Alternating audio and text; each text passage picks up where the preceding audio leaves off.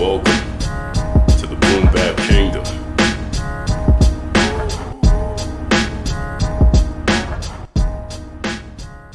Yo, peace, and welcome to the Boom Bap Kingdom. We're here, and we're super chilling.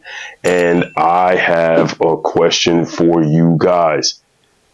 In today's world, with all of the technology available to us for production, does it make sense to invest in classic gear?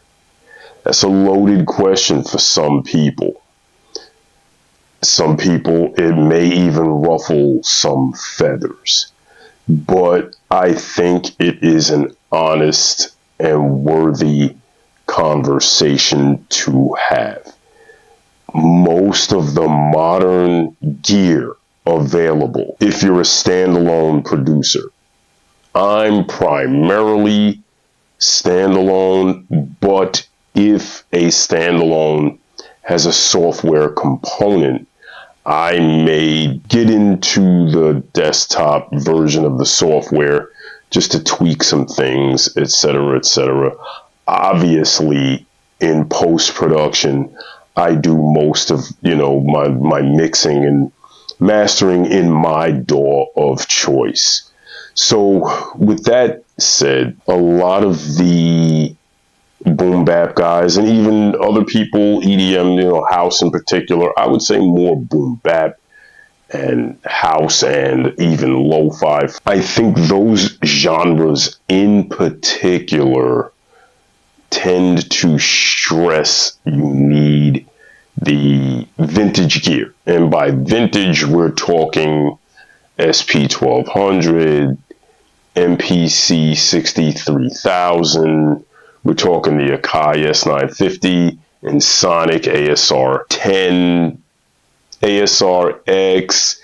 There are some honorable mentions out there. You have the Sequential Circuit Studio 440, which is very rare, but super dope. And something that I've had my eye on too, in terms of vintage gear, the Yamaha SU700. These are some of the vintage samplers that have obviously shaped the culture of hip hop music production. But the question is, when you look at some of this vintage gear, and not just the samplers, we can get into 2-track reel-to-reel tape recorders, or, even the Porta Studios from Tascam, the 4-track, 8-track, etc. If you really want that cassette sound, like this, a lot of moving parts around vintage gear and how to get the vintage sound.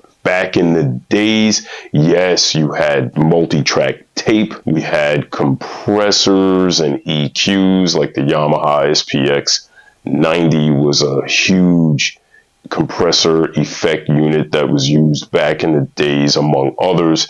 The vintage Tascam boards, these things all add to the analog circuit that added to coloring the sound. But nowadays, when you look at the modern MPCs, which are fantastic, especially that XSE, and the Live 2 and the XSE these are flagship units, right? Machine Plus, Push 3, just to name a few. We could even talk about the Isla S2400, and there are others that are not priced as high, like your 404 Mark IIs, your Lo-Fi 12XT, etc. When we get into the conversation of the new stuff versus the old stuff, is it worth it to invest in the old vintage gear when you really think about what you're getting for your dollar? That's the question that I ask myself, because all of us suffer from gas, and we know what that is. That gear acquisition syndrome. You start itching for something different or something new. But when you start to look at the old available gear, and we get into these astronomical price points, some of these things really retain their value. An original SP1200, an original sequential circuit Studio 440, very expensive. An original MPC 60, these things are very expensive. We're talking about thousands and thousands of dollars, like way more than, say, an XSE or a Phantom. We're talking anywhere from 6 to 10 grand for some of this vintage gear. So the question is it worth it to you, and why is it worth it to you? Does it really make a difference when the modern gear can emulate a lot of what the older gear could do in terms of sonics?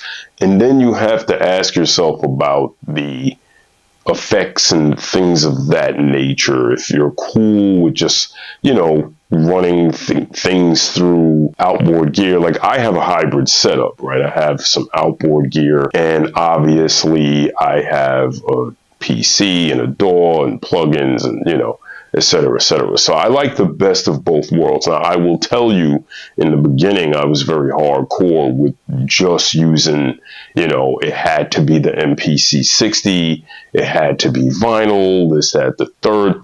But as I opened up my mind to different units and their abilities, it opened up my mind totally, to, my production improved, is what where I'm really going with it. For me, some people may disagree, but for me, I have to say, when I expanded my list of options, my production improved. When I went from the MPC 60 to the 4000, it was a huge improvement for me in terms of everything, like workflow, like my sound, my style, everything got better because the features were more robust. I could simply do more. So with these classic units, the question is do you sacrifice feature and workflow for sonics?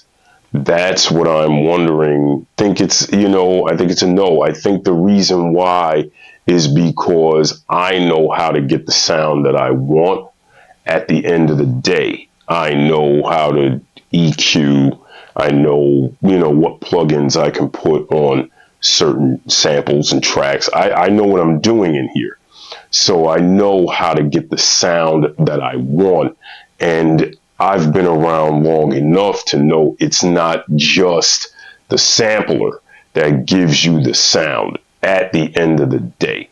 It's more to it than that. So when you have tape emulation plugins and you have vinyl simulator plugins, and I'm not saying I use all of these things, I'm just saying they exist and they are options as opposed to running out and buying the real deal that may break your pockets. So I'm curious about this and this is just a conversation I had with myself. I really haven't jumped on anyone else's conversation. I've just been thinking about this quite a bit.